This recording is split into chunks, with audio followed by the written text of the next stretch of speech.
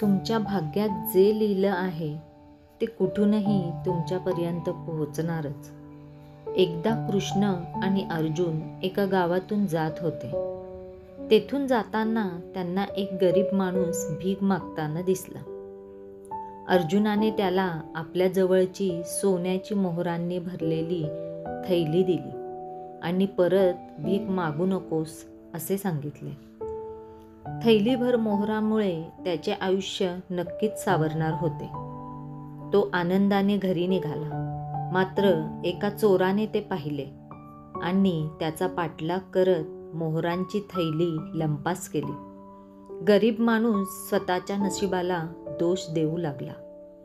पोटापाण्यासाठी दुसऱ्या दिवशी तो परत भीक मागू लागला. अर्जुनाने विचारले, काल तर तुला मोठी भिक्षा दिली, परंतु तू आज भीक मागू लागलास. त्याने आपबीती सांगितली. अर्जुनाला वाईट वाटले. त्याने जवळचा बहुमूल्य मोती त्याला दिला. तो मोती घेऊन आनंदाने घरी आला. पण घरात 18 विश्व दारिद्र्य असल्यामुळे तो मोती ठेवावा कुठे असा त्याला प्रश्न पडला.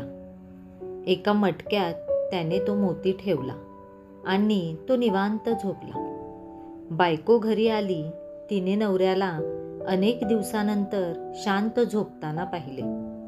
आवाज न करता ती गाडगी मडकी घेऊन नदीवर पाणी भरण्यासाठी गेली. परत येऊन पाहते तर नवरा शोधाशोध करत होता.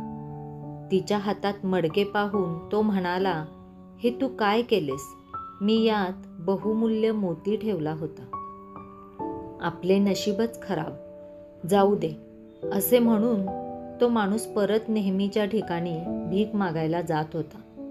अर्जुनाने त्याला पाहिले आणि त्याला राग आला. तो कृष्णाला म्हणाला, आता तूच काय ते बघ. कृष्णाने त्याला 2 सिक्के दिले. तो काहीही न बोलता ते घेऊन निघाला. वाटेत त्याला एक कोळी दिसला. त्याच्याकडे एक मासळी जाळ्यात अडकलेली दिसली. तिची तडफड पाहून त्याला दया आली.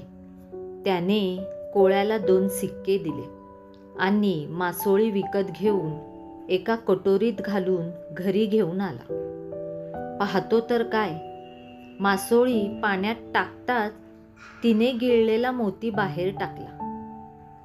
तो मोती पाहून गरीब माणूस दिसला दिसला म्हणून ओरडू लागला.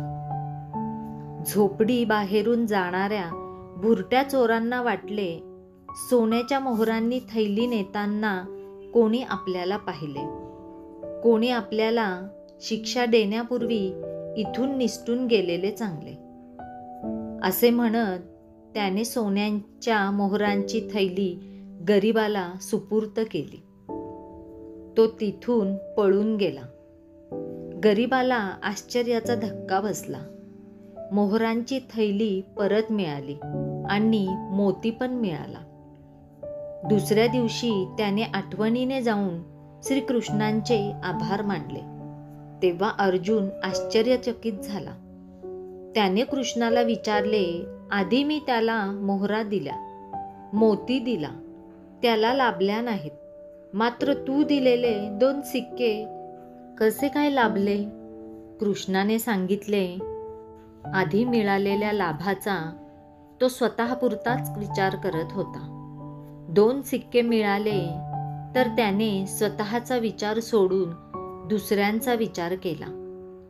जो दुसऱ्यासाठी झटतो त्याचा उत्कर्ष होतो. चांगल्या कामाची प्रेरणा केली तर मोबदलाही चांगलाच मिळतो. म्हणून चांगले कर्म करत राहा. हीच बाब लक्षात ठेवून आपण ही सत्कर्माची कास न सोडता आपले काम करत राहावे असे श्रीकृष्ण सांगतात. आजचा व्हिडिओ आवडला असेल तर चॅनलला लाईक करा, शेअर करा, सबस्क्राईब करा.